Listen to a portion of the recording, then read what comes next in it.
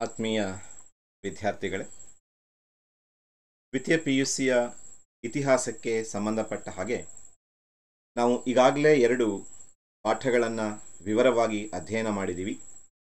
ಪೀಠಿಕೆಯ ಪಾಠ ಮತ್ತು ಶಿಲಾಯುಗ ಮತ್ತು ಲೋಹಯುಗ ಪಾಠ. ಸದ್ಯದಲ್ಲಿಯೇ ಸಿಂಧು ನಾಗರಿಕತೆಯ ಪಾಠವನ್ನು ಕೂಡ ಅಭ್ಯಾಸ ಮಾಡಲಿಕ್ಕಿದ್ದೀವಿ. ಈಗ ಮೊದಲನೆಯ ಕಿರುಪರೀಕ್ಷೆಯ ಒಂದು ಸಮಯ.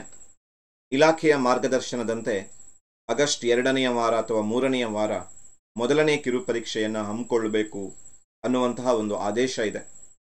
ಈ ನಿಟ್ಟಿನಲ್ಲಿ ಈ ಪರೀಕ್ಷೆ ಹೇಗಿರುತ್ತೆ, ಎಷ್ಟು ಅಂಕಗಳಿಗಿರುತ್ತೆ, ಎಷ್ಟು ಅಂಕಗಳನ್ನು ತೆಗೆದರೆ ಉತ್ತೀರ್ಣರಾಗ್ತೀವಿ ಮತ್ತು ಈ ಪರೀಕ್ಷೆಯ ಅಂಕಗಳಿಗಿರುವಂತಹ ಮಹತ್ವ ಏನು ಇತ್ಯಾದಿ ವಿಷಯಗಳನ್ನು ತಿಳ್ಕೊಳ್ತಾ ಬರೋಣ. ದ್ವಿತೀಯ PUCಯ ಇತಿಹಾಸಕ್ಕೆ ಸಂಬಂಧಪಟ್ಟಂತೆ ಇಲ್ಲಿ ಒಂದು ಪ್ರಶ್ನೆ ಪತ್ರಿಕೆಯೊಂದಿಗೆ ನಾವು ನೋಡ್ತಿದ್ದೀವಿ. ಅಂಕಗಳು 40 ಇರುತ್ತೆ. ವಾರ್ಷಿಕ ಪರೀಕ್ಷೆಗೇನು 80 ಅಂಕ ಇರುತ್ತೆ. ಇದನ್ನು ಅರ್ಧಕ್ಕೆ ಕನ್ವರ್ಟ್ ಮಾಡಿ ಕೊಟ್ಟಿರ್ತಾರೆ. ಸಮಯ ಕೂಡ ಸರಿಯಾಗಿ ಅರ್ಧ ಇರುತ್ತೆ. 1 ಗಂಟೆ 30 ನಿಮಿಷಗಳ ಒಂದು ಸಮಯವನ್ನು ನಾವು ನೋಡ್ತೀವಿ. ಪ್ರಶ್ನೆ ಪತ್ರಿಕೆಯನ್ನು ತಯಾರಿಸುವವರನ್ನು ಅವಲಂಬಿಸಿ ಸ್ವಲ್ಪ ಬದಲಾವಣೆಗಳಾಗಬಹುದು. ಸಾಮಾನ್ಯ ವಾರ್ಷಿಕ ಪರೀಕ್ಷೆಯಲ್ಲಿರುವಂತಹ ಬಹು ಆಯ್ಕೆ ಪ್ರಶ್ನೆಗಳು, ಬಿಟ್ಟ ಸ್ಥಳ, ಹೊಂದಿಸಿ ಬರೆಯಿರಿ, 1 ಅಂಕದ ಪ್ರಶ್ನೆಗಳು, 2 ಅಂಕದ ಪ್ರಶ್ನೆಗಳು, 5 ಅಂಕದ ಪ್ರಶ್ನೆಗಳು, 10 ಅಂಕದ ಪ್ರಶ್ನೆಗಳು, ನಕ್ಷಾ ಕಾರ್ಯ, ಕಾಲಾನುಕ್ರಮ ಇವೆಲ್ಲವೂ ಇರಬಹುದು. ಅಥವಾ ಕೆಲವೊಂದನ್ನು ಇಲ್ಲಿ ಬಿಟ್ಟಿರಲೂಬಹುದು. ಅದು ಪ್ರಶ್ನೆ ಪತ್ರಿಕೆಯ ತಯಾರಕರನ್ನು ಅವಲಂಬಿಸಿ ಸ್ವಲ್ಪ ಮಟ್ಟಿಗೆ ಬದಲಾವಣೆ ಆಗಬಹುದು. ನಾವು ಇಲ್ಲಿ ಒಂದು ಮಾದರಿ ಪ್ರಶ್ನೆ ಪತ್ರಿಕೆಯನ್ನು ಇಟ್ಕೊಂಡು ಅಧ್ಯಯನ ಮಾಡ್ತಿದ್ದೀವಿ. ಅದರಲ್ಲಿ ಏನೆಲ್ಲ ಇದ್ದಾವೆ ಅನ್ನೋದನ್ನು ತಿಳ್ಕೊತಾ ಬಂದರೆ, ಮೊದಲನೆಯ ಒಂದು ಪ್ರಶ್ನೆಯ ಕಡೆಗೆ ಬಂದರೆ ಸೂಕ್ತವಾದಂತಹ ಉತ್ತರವನ್ನು ಆಯ್ಕೆ ಮಾಡಿ ಬರೆಯಿರಿ ಅಂತ ಕೇಳಿದ್ದಾರೆ. ಇಲ್ಲಿ 2 ಪ್ರಶ್ನೆಗಳನ್ನು ಕೇಳಿದ್ದಾರೆ. ವಾರ್ಷಿಕ ಪರೀಕ್ಷೆಯಲ್ಲಿ ಬಹು ಆಯ್ಕೆಯ ಪ್ರಶ್ನೆಗಳು 5 ಪ್ರಶ್ನೆಗಳಿರುತ್ತೆ ಅಂತ ನೋಡ್ತೀವಿ. ಬಟ್ ಇಲ್ಲಿ ಮಾರ್ಕ್ಸನ್ನು ಹೊಂದಾಣಿಕೆ ಮಾಡುವ ದೃಷ್ಟಿಯಲ್ಲಿ 2 ಅಂಕಕ್ಕೆ 2 ಪ್ರಶ್ನೆಗಳನ್ನು ಕೇಳಿದ್ದಾರೆ. ಇದು ಭಾಗ ಎದಲ್ಲಿ ಬರುವಂತಹ ಪ್ರಶ್ನೆ. ಯಾವಾಗಲೂ ನೆನಪಲ್ಲಿಟ್ಟುಕೊಂಡಿರಿ, ಭಾಗ ಎದಲ್ಲಿ ಏನು ಕೇಳ್ತಾರೆ ಆ ಪ್ರಶ್ನೆಗಳನ್ನು ನೀವು ಯಾವ ಉತ್ತರವನ್ನು ಮೊದಲು ಬರೀತೀರೋ ಅದನ್ನು ಮಾತ್ರ ಪರಿಗಣಿಸ್ತಾರೆ. ಹಾಗಾಗಿ ಬಹಳ ಎಚ್ಚರಿಕೆಯಿಂದ ಉತ್ತರವನ್ನು ಬರೀಬೇಕು. ಈಗ ಮೊದಲನೆಯ ಪ್ರಶ್ನೆಯನ್ನು ಗಮನಿಸಿದ್ರೆ, ಬುದ್ಧ ಚರಿತವನ್ನು ಬರೆದವರು ಯಾರು ಅಥವಾ ಬರೆದವರು ಅಂತ ಕೇಳಿದ್ದಾರೆ. ಆಪ್ಷನ್ ಎ ಅಶ್ವಘೋಷ, B Kalidasa, C Vishakhadatta, D Panini ಅಂತ ಹೇಳಿ ಆಯ್ಕೆಗಳನ್ನು ಕೊಟ್ಟಿದ್ದಾರೆ. ಆಯ್ಕೆಗಳನ್ನು ಯೋಚಿಸಿ ನಾವು ಉತ್ತರವನ್ನು ಬರೆಯುವಾಗ ಯಾವಾಗಲೂ ಇದನ್ನು ಭಾಗ ಎ ಅಂತ ವಾರ್ಷಿಕ ಪರೀಕ್ಷೆಯಲ್ಲಿ ಕೊಟ್ಟಿರ್ತಾರೆ. ಇಲ್ಲಿ ಅದನ್ನು ಕೊಟ್ಟಿಲ್ಲ. ಬಟ್ ಭಾಗ ಎ ಅಂತ ನೀವು ಮೇಲ್ಗಡೆ ಬರೆದು ಬಿಟ್ಟು ರೋಮನ್ ಅಂಕೆಯಲ್ಲಿ 1 ಬರೆದು ಅದರಲ್ಲಿ ನೀವು ಮೊದಲನೆಯ ಪ್ರಶ್ನೆಗೆ ಉತ್ತರವನ್ನು ಬರೀತಿದ್ರಿ. ಕ್ವಶನ್ ನಂಬರ್ 1 ಉತ್ತರ ಏನು ಅಂತ ಕೇಳಿದರೆ ಎ ಅಂತ ಬರೆದು ಬಿಡಬೇಡಿ, ಪೂರ್ಣ ಉತ್ತರವನ್ನು ಬರೆಯಿರಿ. ಉತ್ತರ ಏನು ಅಂತ ಕೇಳಿದರೆ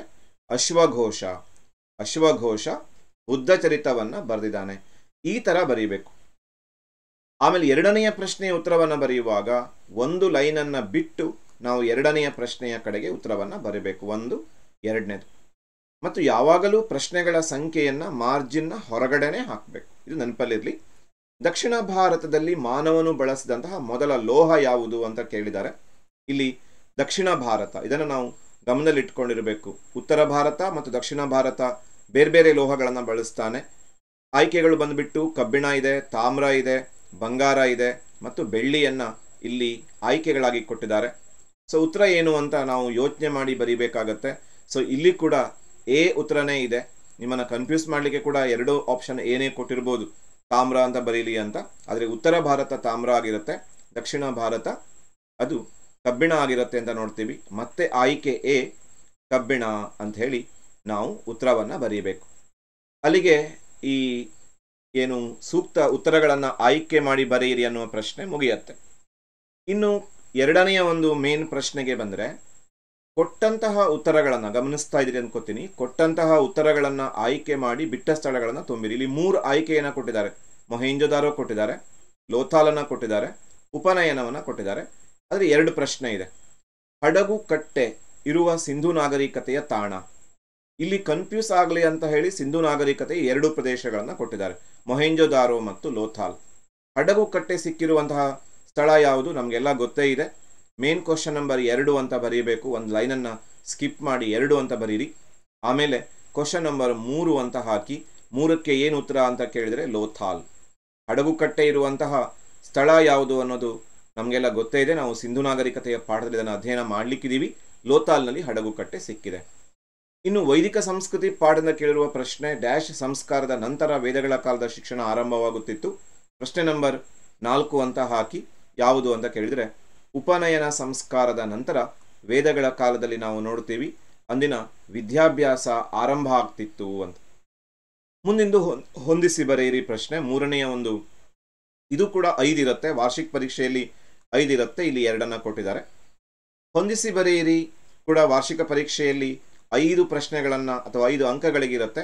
ಇಲ್ಲಿ 3 ಎ ಪಟ್ಟಿಯಲ್ಲಿ 3 ಕೊಟ್ಟಿದ್ದಾರೆ. ದಯಾರಾಮ್ ಸಹಾನಿ, ವರ್ಧಮಾನ ಮಹಾವೀರ, ಗೌತಮಿ ಪುತ್ರ ಶಾತಕರ್ಣಿ. ಬಿ ಪಟ್ಟಿಯಲ್ಲಿ ತಥಾಗತ, ಕೇವಲಿನ್, ಹರಪ್ಪ ನಗರದ ಶೋಧ, ಶಕಯವನ ಪಲ್ಲವ, ನಿಸೂಧನ 4 ಆಯ್ಕೆಯನ್ನು ಕೊಟ್ಟಿದ್ದಾರೆ. ಹೊಂದಿಸಿ ಬರೆಯಿರಿ ಬರೆಯುವಾಗ ಯಾವಾಗಲೂ ನೆನ್ಪಿಟ್ಕೊಳ್ಳಿ, ಮೊದಲು ಎ ಪಟ್ಟಿಯನ್ನು ಬರ್ಕೊಂಡ್ಬಿಡಬೇಕು. ದಯಾರಾಮ್ ಸಹಾನಿ, ವರ್ಧಮಾನ ಮಹಾವೀರ, ಗೌತಮಿ ಪುತ್ರ ಶಾತಕರ್ಣಿ ಅಂತ ಬರ್ಕೊಂಡು ದಯಾರಾಮ್ ಸಹಾನಿಗೆ ಏನು ಹೊಂದಾಣಿಕೆ ಆಗತ್ತೆ ಅದನ್ನು ಮುಂದೆ ಕರೆಕ್ಟಾಗಿ ಬರೆಯಬೇಕು. ಹರಪ್ಪ ನಗರದ ಶೋಧ. ದಯಾರಾಮ್ ಸಹಾನಿಯವರು 1921ರಲ್ಲಿ ಹರಪ್ಪ ನಗರವನ್ನು ಶೋಧಿಸ್ತಾರೆ. ರಾವಿ ನದಿಯ ದಂಡೆಯ ಮೇಲಿರುವಂತಹ ಹರಪ್ಪ ನಗರವನ್ನು ಅಂತ ನೋಡ್ತೀವಿ. ಅಲ್ಲಿಗೆ ಹರಪ್ಪ ನಗರದ ಶೋಧ. ಹೀಗೆ ನಾವು ಬರೀಬೇಕು. ಕೇವಲ ಬಿ ಪಟ್ಟಿಯನ್ನು ಮಾತ್ರ ಬರೆದ್ರೆ ವ್ಯಾಲ್ಯೂಯೇಷನ್ ಮಾಡುವಾಗ ವ್ಯಾಲ್ಯೂಯೇಷನ್ನವರಿಗೆ ಸ್ವಲ್ಪ ಅನಾನುಕೂಲ ಆಗುತ್ತೆ, ಹುಡುಕ್ಬೇಕಾಗತ್ತೆ ಅದು ಏನಿದೆ ಪ್ರಶ್ನೆ ಅಂತ ಹೇಳಿ.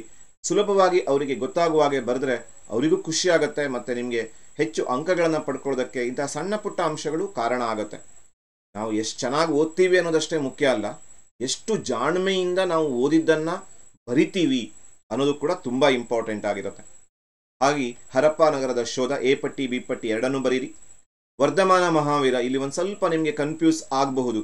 ತಥಾಗತ, ಇನ್ನೊಂದು ಕೇವಲಿನ್ ಅನ್ನುವ 2. ಇದನ್ನು ಸ್ವಲ್ಪ ಯೋಚನೆ ಮಾಡಿ. ತಥಾಗತ ಅಂದರೆ ಸತ್ಯವನ್ನು ಅರಿತವನು, ಅದು ಬುದ್ಧ. ಕೇವಲಿನ್ ಎಂಬ ಜ್ಞಾನವನ್ನು ಪಡ್ಕೋತಾನೆ ವರ್ಧಮಾನ ಮಹಾವೀರ. ಹಾಗೆ ಉತ್ತರ ಏನು ಅಂತ ಕೇಳಿದರೆ ಕೇವಲಿನ್ ಅಂತ ಉತ್ತರ ಆಗತ್ತೆ. ಇನ್ನು ಗೌತಮಿ ಪುತ್ರ ಶಾತಕರ್ಣಿ, ಅಲ್ಲಿಗೆ ಉಳಿದದ್ದು ಒಂದೇ ಆಯ್ಕೆ. ಆತ ಶಕರನ್ನ, ಯವನರನ್ನ, ಪಲ್ಲವರನ್ನ ಸೋಲಿಸ್ತಾನೆ. ಶಕ, ಯವನ, ಪಲ್ಲವ, ನಿಸೂಧನ ಅನ್ನುವ ಬಿರುದನ್ನು ಆತ ಪಡ್ಕೋತಾನೆ. ಅಲ್ಲಿಗೆ ಶಕ, ಯವನ, ಪಲ್ಲವ, ನಿಸೂಧನ ಅನ್ನೋದು ನಮಗೆ ಈ ಹೊಂದಿಸಿ ಬರೆಯಿರಿ ಎಲ್ಲದಕ್ಕೆ ಉತ್ತರ ಆಗತ್ತೆ. ಆಮೇಲೆ ನಾವು 4ನೇ ಒಂದು ವಿಭಾಗಕ್ಕೆ ಬರ್ತೀವಿ. ಒಂದು ಪದ ಅಥವಾ ವಾಕ್ಯದಲ್ಲಿ ಉತ್ತರಿಸಿ. ಇಲ್ಲಿ 2 ಪ್ರಶ್ನೆಗಳನ್ನು ಈ ಒಂದು ಪ್ರಶ್ನೆ ಪತ್ರಿಕೆಯಲ್ಲಿ ಕೊಟ್ಟಿದ್ದಾರೆ. ವಾರ್ಷಿಕ ಪರೀಕ್ಷೆಯಲ್ಲಿ ಗಮನಿಸಿದರೆ ಈ 1 ಅಂಕದ ಪ್ರಶ್ನೆಗಳು ಕೂಡ 5 ಇರುತ್ತೆ. ಇಲ್ಲಿ ಕೂಡ ಯಾವುದೇ ಆಯ್ಕೆಗಳಿರಲ್ಲ, ಎಲ್ಲವನ್ನು ನಾವು ಉತ್ತರಿಸಬೇಕಾಗತ್ತೆ. ಪ್ರಥಮ ವೇದ ಯಾವುದು ಮತ್ತು ನೀವು ಬರೆಯುವಾಗ ನೆನ್ಪಿಟ್ಕೊಳ್ಳಿ. Main question number 4, question number 6. Question ನಂಬರನ್ನು ಕರೆಕ್ಟಾಗಿ ಹಾಕಿ. ಕ್ವಶನ್ ನಂಬರ್ ನಿರಂತರವಾಗಿ ಕಂಟಿನ್ಯೂಯಸ್ ಆಗಿ ಮುಂದೆ ಹೋಗುತ್ತೆ. 1ರಿಂದ ಆರಂಭ ಆಗಿ ಕೊನೆಯವರೆಗೂ ನಿರಂತರವಾಗಿರುತ್ತೆ. ಮೇನ್ ಕ್ವಶನ್ ಸಂಖ್ಯೆ ಮಾತ್ರ ಬದಲಾಗತ್ತೆ. 6ನೇದು ಪ್ರಥಮ ವೇದ ಯಾವುದು ಅಂತ ಕೇಳಿದ್ದಾರೆ. ವೇದಗಳು 4: ಋಗ್ವೇದ, ಯಜುರ್ವೇದ, ಸಾಮವೇದ, ಅಥರ್ವಣ ವೇದ. ಅದರಲ್ಲಿ ಋಗ್ವೇದ ಪ್ರಥಮ ವೇದ ಅಂತ ನೋಡ್ತೀವಿ. ಮುಂದಿನ ಪ್ರಶ್ನೆ, ಕುಶಾನರ ಪ್ರಸಿದ್ಧ ದೊರೆ ಯಾರು? ಕ್ವಶನ್ ನಂಬರ್ ಹಾಕಿ 7. ಕುಶಾನರ ಪ್ರಸಿದ್ಧ ದೊರೆ ಯಾರು ಅಂತ ನಮಗೆಲ್ಲ ಗೊತ್ತಿದೆ. ಕಾನಿಷ್ಕ ಕುಶಾನರ ಪ್ರಸಿದ್ಧ ದೊರೆ ಅಂತ ನೋಡ್ತೀವಿ. ಅಲ್ಲಿಗೆ 1 ಅಂಕದ ಪ್ರಶ್ನೆಗಳು ಮುಗೀತು. ಇನ್ನು ಮುಂದಿನ ಪ್ರಶ್ನೆಗಳಲ್ಲಿ ಕೆಲವೊಂದಿಷ್ಟಕ್ಕೆ ನಮಗೆ ಆಯ್ಕೆಗಳು ಸಿಗತ್ತೆ. ಮುಖ್ಯ ಪ್ರಶ್ನೆ ಸಂಖ್ಯೆ 5 ಗಮನಿಸಿ. 2 ಪದ ಅಥವಾ ವಾಕ್ಯಗಳಲ್ಲಿ ಉತ್ತರಿಸಿ ಬೇಕಾದ 3ಕ್ಕೆ. ವಾರ್ಷಿಕ ಪರೀಕ್ಷೆಯಲ್ಲಿ ಇದು 5ಕ್ಕಿರುತ್ತೆ. ಬೇಕಾದ 5ಕ್ಕೆ ನೀವು ಉತ್ತರಿಸಲಿಕ್ಕೆ ಅವಕಾಶ ಇರುತ್ತೆ. 5ಕ್ಕಲ್ಲ, 8 ಪ್ರಶ್ನೆಗಳನ್ನು ಉತ್ತರಿಸಲಿಕ್ಕೆ ಅವಕಾಶ ಇರುತ್ತೆ. ವಾರ್ಷಿಕ ಪರೀಕ್ಷೆಯಲ್ಲಿ 16 ಅಂಕಗಳಿಗೆ ಇರುತ್ತೆ ಅಂತ ನೋಡ್ತೀವಿ. ಈ 2 ಅಂಕದ ಪ್ರಶ್ನೆಗಳು ಇಲ್ಲಿ 3 ಮಾತ್ರ ಕೊಟ್ಟಿದ್ದಾರೆ. ಆದರೆ ಪ್ರಶ್ನೆಗಳಿಗೆ ಚಾಯ್ಸ್ ಇದೆ ಅಂತ ನೋಡ್ತೀವಿ. ಇಲ್ಲಿ ಒಂದು ಪ್ರಶ್ನೆ ಆಯಿತು, 2 ಪ್ರಶ್ನೆ ಆಯಿತು, 3 ಆಯಿತು, 4 ಆಯಿತು, 5 ಪ್ರಶ್ನೆಗಳನ್ನು ಕೊಟ್ಟಿದ್ದಾರೆ. ನಾವು ಉತ್ತರಿಸಬೇಕಾಗಿದ್ದು 3 ಪ್ರಶ್ನೆಗಳನ್ನು. ವಾರ್ಷಿಕ ಪರೀಕ್ಷೆಯಲ್ಲಿ ಹೆಚ್ಚು ಆಯ್ಕೆಗಳಿರುತ್ತೆ. 8 ಪ್ರಶ್ನೆಗಳನ್ನು ನಾವು ಉತ್ತರಿಸಬೇಕಾಗತ್ತೆ ಈ ಒಂದು 2 ಅಂಕದ ಪ್ರಶ್ನೆಗಳಲ್ಲಿ. ಆಧಾರವಿಲ್ಲದೆ ಇತಿಹಾಸವಿಲ್ಲ ಯಾಕೆ ಅನ್ನುವ ಪ್ರಶ್ನೆಯನ್ನು ಕೇಳಿದ್ದಾರೆ. ಕ್ವಶನ್ ನಂಬರ್ ಹಾಕಬೇಕು. ಕ್ವಶನ್ ನಂಬರ್ 8 ಅಂತ ಬರೀರಿ. ಮೇನ್ ಕ್ವಶನ್ ನಂಬರ್ 5, ರೋಮನ್ ಅಂಕೆಯಲ್ಲಿ 5. ಕ್ವಶನ್ ನಂಬರ್ 8, ಆಧಾರವಿಲ್ಲದೆ ಇತಿಹಾಸವಿಲ್ಲ. ಇತಿಹಾಸ ಗತಕಾಲದ ಘಟನೆಗಳ ದಾಖಲೆ. ಇತಿಹಾಸ ಗತಕಾಲದ ಘಟನೆಗಳ ದಾಖಲೆ. ಸೊ ಈ ಗತಕಾಲದ ಘಟನೆಗಳ ದಾಖಲೆಯನ್ನು ನಾವು ಪುನರಾವರ್ತನೆ ಮಾಡುವುದಕ್ಕೆ ಸಾಧ್ಯವಿಲ್ಲ ಅಥವಾ ಮರು ನಿರ್ಮಾಣ ಮಾಡುವುದಕ್ಕೂ ಸಾಧ್ಯವಿಲ್ಲ. ಹಾಗೆ ಗತ ಇತಿಹಾಸವನ್ನು ಆಧಾರಗಳ ಸಹಾಯದಿಂದಲೇ ನಾವು ಏನು ಮಾಡಬೇಕಾಗತ್ತೆ, ಪುನರ್ನಿರ್ಮಾಣ ಮಾಡಬೇಕಾಗತ್ತೆ. ಅದಕ್ಕಾಗಿಯೇ ಹೇಳ್ತಾರೆ ಆಧಾರವಿಲ್ಲದೆ ಇತಿಹಾಸವಿಲ್ಲ ಅಂತ. ಹೊಸ ಶಿಲಾಯುಗದ 2 ತಾಣಗಳನ್ನು ಹೆಸರಿಸಿ. ಹಳೆ ಶಿಲಾಯುಗ, ಹೊಸ ಶಿಲಾಯುಗ ಅಂದುಕೂಡಲೇ ನಮಗೆ ನೆನಪಿಗೆ ಬರಬೇಕಾಗಿದ್ದು KT. ಕೆ ಅಂದರೆ ಕರ್ನೂಲ್, ನಾನು ಇಲ್ಲಿ ಬರಿತೀನಿ. ಕೆ ಅಂದರೆ ಕರ್ನೂಲ್. ಕೆ ಅಂತ ಬರೆದು ನೀವು ಕರ್ನೂಲ್ ಅಂತ ಬರೀಬೇಕು ಅಂತಿಲ್ಲ, ನೇರವಾಗಿ ಅಂತ ಬರೀಬೋದು ಹೇಳಿ, ಕರ್ನೂಲ್. ಹಾಗೂ ಟಿ ಅಂತಂದರೆ ತಿರುನೆಲ್ವೇಲಿ. ಅಲ್ಲಿಗೆ ಕರ್ನೂಲ್ ಮತ್ತು ತಿರುನೆಲ್ವೇಲಿ ಇದನ್ನು ನಾವು ಉತ್ತರವಾಗಿ ಬರೆದ್ರೆ ಇನ್ನೊಂದು 2 ಅಂಕ ನಮಗೆ ಸಿಕ್ಬಿಡತ್ತೆ. ಕ್ವಶನ್ ನಂಬರನ್ನು ಕರೆಕ್ಟಾಗಿ ಹಾಕಬೇಕು. ಕ್ವಶನ್ ನಂಬರ್ ಎಷ್ಟು ಹೇಳಿ? 9. ನಾವು ಬೇಕಾದ 3ಕ್ಕೆ ಬರೀಬೋದು, ಆದರೆ ಎಲ್ಲವನ್ನ ಬರೆಯುವುದು ಬಹಳ ಒಳ್ಳೆಯದು. ಸಿಂಧೂ ಜನರ 2 ಆಮದುಗಳನ್ನು ತಿಳಿಸಿ ಅಂತ ಮುಂದಿನ ಪ್ರಶ್ನೆ ಇದೆ. ಸಿಂಧೂ ಜನರು ಮುಖ್ಯವಾಗಿ ಆಮದು ಮಾಡ್ಕೊಳ್ತಾ ಇದ್ದಂತಹ ವಸ್ತುಗಳು ಯಾವ್ಯಾವುದು ಅಂತ ಕೇಳಿದ್ರೆ 3 ವಸ್ತುಗಳನ್ನು ಹೆಸರಿಸಬಹುದು. ಅದರಲ್ಲಿ 1 ತಾಮ್ರವನ್ನು ಅವರು ಆಮದು ಮಾಡ್ಕೊಳ್ತಾ ಇದ್ರು, ತವರವನ್ನು ಆಮದು ಮಾಡ್ಕೊಳ್ತಾ ಇದ್ರು, ಹಾಗೂ ಅಮೂಲ್ಯವಾದಂತಹ ಹರಳುಗಳನ್ನು ಅವರು ಆಮದು ಮಾಡ್ಕೊಳ್ತಾ ಇದ್ರು. ಒಂದ್ರ ಕೆಳಗಡೆ ಒಂದು ಬರೀಬೇಕು, ನೆನಪಲ್ಲಿ ಇಟ್ಕೊಂಡಿರಿ. ನಾನಿಲ್ಲಿ ಒಂದ್ರ ಮುಂದೆ ಒಂದು ಬರೆದಿದ್ದೀನಿ, ಆದರೆ ಅದು ಸರಿಯಾದ ಕ್ರಮ ಅಲ್ಲ. 1, 2, 3 ಅಂತ ಬರೆದು ಅದನ್ನು ಒಂದರ ಕೆಳಗಡೆ ಒಂದು ಬರೆದು ನೀಟಾಗಿ ಬರೀಬೇಕು. ಮತ್ತು ಪ್ರತಿ ಉತ್ತರ ಬರೆದಾದ್ಮೇಲೆ 1 ಲೈನನ್ನು ನೀವು ಬಿಡಬೇಕು. ಆವಾಗ ವ್ಯಾಲ್ಯೂಯೇಷನ್ ಮಾಡೋರಿಗೆ ಸ್ಪಷ್ಟವಾಗಿ ಗೊತ್ತಾಗುತ್ತೆ. ಮುಂದಿನ ಪ್ರಶ್ನೆಗೆ ಬಂದರೆ, ವೈದಿಕ ಸಂಸ್ಕೃತಿಯ ಕಾಲದಲ್ಲಿ ರಾಜನಿಗೆ ಸಹಾಯ ಮಾಡುತ್ತಿದ್ದ 2 ಸಂಸ್ಥೆಗಳು ಯಾವ್ಯಾವುದು ಅಂತ ಹೇಳಿ ಹೇಳಿದ್ದಾರೆ. 11ನೆಯ ಒಂದು ಪ್ರಶ್ನೆಯನ್ನು ಗಮನಿಸ್ತೀವಿ.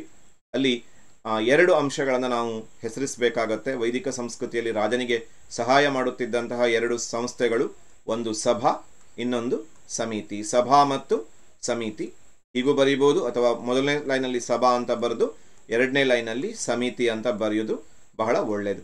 ಇನ್ನು ಮೌರ್ಯರ ಕಾಲದ 2 ನ್ಯಾಯಾಲಯಗಳನ್ನು ಹೆಸರಿಸಿ ಅಂತ 12ನೇ ಪ್ರಶ್ನೆಯನ್ನು ನೋಡ್ತೀವಿ. ಮೌರ್ಯರ ಕಾಲದಲ್ಲಿ 2 ರೀತಿಯ ನ್ಯಾಯಾಲಯಗಳಿದ್ದವು ಅಂತ ನೋಡ್ತೀವಿ. ಅದನ್ನು ಕೂಡ ನಾವು ನೆನಪಲ್ಲಿಟ್ಕೊಂಡಿರಬೇಕು. ಒಂದು ಸಿವಿಲ್ ಅಪರಾಧಗಳಿಗಾಗಿ, ಇನ್ನೊಂದು ಕ್ರಿಮಿನಲ್ ಅಪರಾಧಗಳಿಗಾಗಿ. ಸಿವಿಲ್ ಅಪರಾಧಗಳಿಗಾಗಿ ಇದ್ದಂತಹ ನ್ಯಾಯಾಲಯದ ಹೆಸರು ಧರ್ಮಸ್ಥೇಯ ಅಂತ. ಬರೆಯುವಾಗ ಇದನ್ನು ಕರೆಕ್ಟಾಗಿ ನೆನಪಲ್ಲಿಟ್ಕೊಂಡು ಬರೆಯಬೇಕು, ಧರ್ಮಸ್ಥೇಯ. ಹಾಗೂ ಇನ್ನೊಂದು 2ನೇದೇನು ಅಂತ ಕೇಳಿದರೆ ಕಂಟಕ ಶೋಧನ. ಧರ್ಮಸ್ಥೇಯ ಮತ್ತು ಕಂಟಕ ಶೋಧನ ಎನ್ನುವಂತಹ 2 ರೀತಿಯ ನ್ಯಾಯಾಲಯಗಳಿದ್ದು, ಮೊದಲನೆಯ ನ್ಯಾಯಾಲಯ ಸಿವಿಲ್ ಪ್ರಕರಣಗಳಿಗೆ, ಕಂಟಕ ಶೋಧನ ಅನ್ನೋದು ಕ್ರಿಮಿನಲ್ ಅಪರಾಧಗಳಿಗೆ ಅಂತ. ಹೀಗೆ ನಾವು 2 ಅಂಕದ ಪ್ರಶ್ನೆಗಳನ್ನೆಲ್ಲ ಉತ್ತರಿಸಿದ ಮೇಲೆ 5 ಅಂಕದ ಪ್ರಶ್ನೆಗಳ ಕಡೆಗೆ ಬರ್ತೀವಿ. ನಾವಿಲ್ಲಿ ಪ್ರಶ್ನೆ ಪತ್ರಿಕೆಯನ್ನು ಗಮನಿಸ್ತಾ ಇದ್ರೆ 5 ಅಂಕಗಳ ಪ್ರಶ್ನೆ, ಮುಖ್ಯ ಪ್ರಶ್ನೆ ಸಂಖ್ಯೆ 6ಕ್ಕೆ ಬರ್ತೀವಿ. 15ರಿಂದ 20 ವಾಕ್ಯಗಳಲ್ಲಿ ಉತ್ತರಿಸಿ, ಬೇಕಾದ 2ಕ್ಕೆ. ವಾರ್ಷಿಕ ಪರೀಕ್ಷೆಯಲ್ಲಿ ಕೂಡ 2 ಪ್ರಶ್ನೆಗಳಿಗೆ ಉತ್ತರಿಸಬೇಕಾಗತ್ತೆ. ಬಹುಶಃ ಈ ಪ್ರಶ್ನೆ ಪತ್ರಿಕೆಯನ್ನು ತಯಾರು ಮಾಡಿದವರು ವಿದ್ಯಾರ್ಥಿಗಳಿಗೆ ಬರವಣಿಗೆ ರೂಢಿಯಾಗಲಿ ಅನ್ನೋ ದೃಷ್ಟಿಯಿಂದ ವಾರ್ಷಿಕ ಪರೀಕ್ಷೆ ಮಾದರಿಯಲ್ಲಿಯೇ ಏನು ಮಾಡಿದ್ದಾರೆ ಅಂತ ಕೇಳಿದ್ರೆ 4 ಪ್ರಶ್ನೆಗಳನ್ನು ಕೊಟ್ಟಿದ್ದಾರೆ, 2 ಬರೀಬೇಕು. ವಾರ್ಷಿಕ ಪರೀಕ್ಷೆಯಲ್ಲಿ ಕೂಡ ಸೇಮ್ ಇದೇ ಥರ ಇರುತ್ತೆ. 4 ಪ್ರಶ್ನೆಗಳನ್ನು ಕೊಟ್ಟಿರ್ತಾರೆ, 2 ನಾವು ಉತ್ತರಿಸಬೇಕಾಗತ್ತೆ. ಇಲ್ಲಿ ಮೊದಲನೆಯ ಪ್ರಶ್ನೆಯ ಕಡೆಗೆ ಬಂದರೆ, ಭಾರತದ ಇತಿಹಾಸದ ವಿಶಿಷ್ಟ ಲಕ್ಷಣಗಳನ್ನು ವಿವರಿಸಿ ಅನ್ನುವಂಥ ಒಂದು ಪ್ರಶ್ನೆ ಇದೆ. ಈ ಪ್ರಶ್ನೆಗೆ ನಾವು ಉತ್ತರವನ್ನು ಇಲ್ಲಿ ತಿಳ್ಕೊತಾ ಬರೋಣ. ಭಾರತದ ಇತಿಹಾಸದ ವಿಶಿಷ್ಟ ಲಕ್ಷಣಗಳು ಅಂದ್ಕೂಡಲೇ ನಾವು ಮೊದಲು ಪೀಠಿಕೆಯನ್ನು ಬರೀಬೇಕು. ಭಾರತ ಪ್ರಪಂಚದಲ್ಲಿ 7ನೆಯ ದೊಡ್ಡ ದೇಶ ವಿಸ್ತಾರದಲ್ಲಿ. ಭಾರತ ಜನಸಂಖ್ಯೆಯಲ್ಲಿ 1ನೆಯ ದೊಡ್ಡ ದೇಶ. ಹೆರೋಡಾಟಸ್ ಹೇಳ್ತಾರೆ, ಇತಿಹಾಸದ ಪಿತಾಮಹ, ಭಾರತ ಒಂದು ಜನಸಂಖ್ಯಾಭರಿತವಾದಂತಹ ದೇಶ. ಹಾಗಾಗಿ ಈ ವಿಸ್ತಾರ, ಜನಸಂಖ್ಯೆ ಇವು ಕೂಡ ನಮ್ಮ ದೇಶದ ಇತಿಹಾಸದ ಮೇಲೆ ಪ್ರಭಾವ ಬೀರಿದೆ ಅನ್ನೋದನ್ನು ನೆನಪಲ್ಲಿಟ್ಟುಕೊಂಡು ಬರೀಬೇಕು. ಆರಂಭದಲ್ಲಿ ನಾವು ಬರೀಬೇಕಾದಂತಹ ಪಾಯಿಂಟ್ ಏನು ಅಂತ ಕೇಳಿದರೆ, ನಾಗರಿಕತೆ ಮತ್ತು ಸಂಸ್ಕೃತಿಗಳಲ್ಲಿ ನಿರಂತರತೆ ಅನ್ನೋದನ್ನು ಬರೀಬೇಕು. ಭಾರತ ಮತ್ತು ಚೀನಾ ಮಾತ್ರ ಇಂತಹ ನಿರಂತರತೆಯನ್ನು ಹೊಂದಿದೆ ಅನ್ನೋದನ್ನು ಹೇಳಬೇಕು. 2ನೆಯ ಒಂದು ಪಾಯಿಂಟಲ್ಲಿ ನಾವು ಹೇಳಬೇಕಾಗತ್ತೆ ಸ್ತರಬದ್ಧವಾದ ವಿಕಾಸ ಅಂತ. ಅಂದರೆ ಭಾರತದ ಇತಿಹಾಸ ಹಂತ ಹಂತವಾಗಿ ವಿಕಾಸಗೊಂಡಿದೆ. ಸಿಂಧು ನಾಗರಿಕತೆಯಿಂದ ಆರಂಭಗೊಂಡು ವೈದಿಕ ಸಂಸ್ಕೃತಿ, ಆಮೇಲೆ ಇಸ್ಲಾಂನ ಪ್ರಭಾವ, ಕ್ರಿಶ್ಚಿಯನ್ ಪ್ರಭಾವ, ಹೀಗೆ. 3ನೆಯ ಒಂದು ಪಾಯಿಂಟಲ್ಲಿ ಬರಿತೀವಿ ವಿದೇಶಿ ದಾಳಿಗಳು. ಭಾರತದ ಮೇಲೆ ಅನೇಕ ವಿದೇಶಿಗರು ದಾಳಿ ಮಾಡಿದ್ರು, ಆದರೆ ಅವರೆಲ್ಲ ಕ್ರಮೇಣ ಭಾರತೀಯ ಪರಂಪರೆಯ ಒಂದು ಭಾಗವಾದರು, ಆದರೆ ಬ್ರಿಟಿಷರು ಹೊರತಾಗಿದ್ದರು ಅನ್ನೋದನ್ನು ನಾವಿಲ್ಲಿ ಸ್ಪಷ್ಟಪಡಿಸಬೇಕು. ದಕ್ಷಿಣ ಭಾರತ ಈ ದಾಳಿಗಳಿಂದ ಹೊರತಾಗಿತ್ತು. ಇನ್ನು ನಾಲ್ಕನೆಯ ಒಂದು ಅಂಶಕ್ಕೆ ಬಂದರೆ ಪ್ರಬಲವಾದಂತಹ ಹಾಗೂ ಸಹಿಷ್ಣುವಾದಂತಹ ಹಿಂದೂ ಧರ್ಮ ಅನ್ನುವ ಅಂಶಕ್ಕೆ ಬರ್ತೀವಿ. ಪ್ರಬಲವಾದ ಮತ್ತು ಸಹಿಷ್ಣುವಾದ ಹಿಂದೂ ಧರ್ಮ, ಇದನ್ನು ನಾವು ನಾಲ್ಕನೆಯ ಒಂದು ಅಂಶದಲ್ಲಿ ಬರಿತೀವಿ. ಅದರಲ್ಲೂ ವಿಶೇಷವಾಗಿ ವಸುದೈವ ಕುಟುಂಬಕಂ, ಸರ್ವೇ ಜನಾಃ ಸುಖಿನೋ ಭವಂತು, ಇದನ್ನು ಬರಿತೀವಿ. ಇನ್ನು ಐದನೆಯ ಅಂಶಕ್ಕೆ ಬಂದರೆ ಜಗತ್ತಿಗೆ ಭಾರತದ ಕೊಡುಗೆಗಳು. ಜಗತ್ತಿಗೆ ಭಾರತ ಅನೇಕ ಕ್ಷೇತ್ರಗಳಲ್ಲಿ ಕೊಡುಗೆಗಳನ್ನು ಕೊಟ್ಟಿದೆ ಅಂತ ನೋಡ್ತೀವಿ. ಆ ಎಲ್ಲ ಕೊಡುಗೆಗಳನ್ನು ಬರೀಬೇಕು. ಸಂಗೀತ, ಗಣಿತ, ಶಿಕ್ಷಣ, ವಿಜ್ಞಾನ, ಆಮೇಲೆ ನೃತ್ಯ, ವಿಶ್ವ ಪರಂಪರೆಯ ತಾಣಗಳು, ಹೀಗೆ. ಇನ್ನು ಆರನೆಯ ಒಂದು ಅಂಶಕ್ಕೆ ಬಂದರೆ ಆಕರ್ಷಣೆಯ ಕೇಂದ್ರವಾಗಿ ಭಾರತ ಇದೆ. ಭಾರತದಲ್ಲಿರುವಂತಹ ಕರಾವಳಿ ತೀರ, ಪ್ರಸ್ಥಭೂಮಿ, ಆಮೇಲೆ ಬೇರೆ ಬೇರೆ ಅಭಯಾರಣ್ಯಗಳು, ಹಿಮಾಲಯದ ಗಿರಿಪರ್ವತಗಳು, ಹಿಮಪರ್ವತಗಳು, ಹೀಗೆ ಅನೇಕ ಆಕರ್ಷಣೆಯ ತಾಣಗಳು ನಮ್ಮ ದೇಶದಲ್ಲಿದೆ. ಆಕರ್ಷಣೆಯ ತಾಣವಾಗಿ ಭಾರತ ಅನ್ನೋದನ್ನು ಮುಂದಿನ ಒಂದು ಅಂಶದಲ್ಲಿ ಬರಿತೀವಿ. ಇನ್ನು ಕೊನೆಯ ಒಂದು ಅಂಶಕ್ಕೆ ಬರ್ತೀವಿ, ವಿವಿಧತೆಯಲ್ಲಿ ಏಕತೆ. ಸೊ ಈ ವಿವಿಧತೆಯಲ್ಲಿ ಏಕತೆಯನ್ನು ಬರೆಯುವಾಗ ವಿವಿಧತೆಯ ಕ್ಷೇತ್ರಗಳನ್ನು ನಾವು ಬರೀಬೇಕು, ಹಾಗೆಯೇ ಏಕತೆಯ ಶಕ್ತಿಗಳನ್ನು ಬರೀಬೇಕು. ಭೌಗೋಳಿಕ ವೈವಿಧ್ಯತೆ ಇದೆ, ಭಾಷಾ ವೈವಿಧ್ಯತೆ ಇದೆ, ಜನಾಂಗೀಯ ವೈವಿಧ್ಯತೆ ಇದೆ, ಸಾಮಾಜಿಕ ವೈವಿಧ್ಯತೆ ಇದೆ, ಧಾರ್ಮಿಕ ವೈವಿಧ್ಯತೆ ಇದೆ, ಏಕತೆಯ ಶಕ್ತಿಗಳು ಇದ್ದಾವೆ, ಏಕರೀತಿಯ ಆಡಳಿತ ಇದೆ, ಭೌಗೋಳಿಕವಾದ ಏಕತೆ ಇದೆ. ಒಂದು ಕಡೆ ಹಿಮಾಲಯ, ಇನ್ನೊಂದು ಕಡೆ ಹಿಂದೂ ಮಹಾಸಾಗರ, ಇನ್ನೊಂದು ಕಡೆ ಏಕರೀತಿಯ ಶಿಕ್ಷಣ ಇದೆ, ಸಾಹಿತ್ಯ ಇದೆ, ಸಂವಿಧಾನದ ಆಶಯ ಇದೆ, ಜಾಗತೀಕರಣ ಉದಾರೀಕರಣದ ಪ್ರಭಾವ ಇದೆ. ಇವೆಲ್ಲವನ್ನು ನಾವು ಈ ಪ್ರಶ್ನೆಗೆ ಉತ್ತರವಾಗಿ ಬರೀಬೇಕಾಗತ್ತೆ. ಇನ್ನು ಎರಡನೆಯ ಒಂದು ಪ್ರಶ್ನೆಗೆ ಬಂದರೆ ಸಿಂಧೂ ನಾಗರಿಕತೆಯ ನಗರ ಯೋಜನೆಯ ಲಕ್ಷಣಗಳನ್ನು ಬರೆಯಿರಿ ಅಂತ ಕೇಳಿದ್ದಾರೆ. ಇದರಲ್ಲಿ ನಾವು ಪೀಠಿಕೆಯ ಭಾಗದಲ್ಲಿ ಅತ್ಯುತ್ತಮವಾದಂತಹ ನಗರ ಯೋಜನೆಯನ್ನು ಹೊಂದಿದ್ರು, ಯೋಜನಾಬದ್ಧವಾದ ನಗರವನ್ನು ನಿರೂಪಿಸಿದ್ರು, ಒಳಚರಂಡಿ ವ್ಯವಸ್ಥೆ ಹಿಂದೆಲ್ಲೂ ಕಂಡು ಬಂದಿರಲಿಲ್ಲ ಅನ್ನೋದನ್ನೆಲ್ಲ ಮೆನ್ಷನ್ ಮಾಡಿ ನಾವು ಆರಂಭದಲ್ಲಿ ರಸ್ತೆಗಳ ಬಗ್ಗೆ ಅಥವಾ ಬೀದಿಗಳ ಬಗ್ಗೆ ನಾವು ವಿವರಣೆಗಳನ್ನು ಬರೀಬೇಕು. ರಸ್ತೆಗಳು ನೇರವಾಗಿದ್ದವು, ಸಮಾಂತರವಾಗಿದ್ದವು, 13ರಿಂದ 34 ಅಡಿ ಅಗಲವಾಗಿದ್ದವು, ಬೀದಿ ದೀಪಗಳಿದ್ದವು, ಆಮೇಲೆ ರಸ್ತೆಗಳು ಆಯತಾಕಾರದ ಬಡಾವಣೆಗಳನ್ನು ನಿರ್ಮಾಣ ಮಾಡಿದ್ದವು. ಇವೆಲ್ಲವನ್ನು ರಸ್ತೆಗಳು ಅನ್ನುವ ಪಾಯಿಂಟಲ್ಲಿ ಬರೀಬೇಕು. ಆಮೇಲೆ ಒಳಚರಂಡಿ ವ್ಯವಸ್ಥೆ, ಪ್ರತಿ ಮನೆಯಲ್ಲಿ ಕೂಡ ಇದ್ದಂತಹ ಒಳಚರಂಡಿ ವ್ಯವಸ್ಥೆ, ಅವರ ಸ್ವಚ್ಛತೆಗೆ ನಿದರ್ಶನವಾಗಿರುವಂತಹ ಒಳಚರಂಡಿ ವ್ಯವಸ್ಥೆಯನ್ನು ಬರೀಬೇಕು. ಹಾಗೂ ಆ ಒಳಚರಂಡಿಯನ್ನು ಸುಟ್ಟ ಇಟ್ಟಿಗೆಗಳಿಂದ ಕಟ್ಟಿದ್ರು. ಮತ್ತು ಮುಚ್ಚಿದ ವ್ಯವಸ್ಥೆ, ಮುಚ್ಚಿದ ಒಳಚರಂಡಿ ವ್ಯವಸ್ಥೆ ಇತ್ತು, ಅಲ್ಲಲ್ಲಿ ಬಸಿಗುಂಡಿಗಳಿದ್ವು, ಅದನ್ನು ಸ್ವಚ್ಛಗೊಳಿಸುವುದಕ್ಕೆ.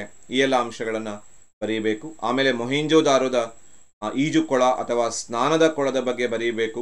ಈ ಸ್ನಾನದ ಕೊಳದ ವಿಶೇಷತೆಗಳನ್ನು ಬರೀಬೇಕು.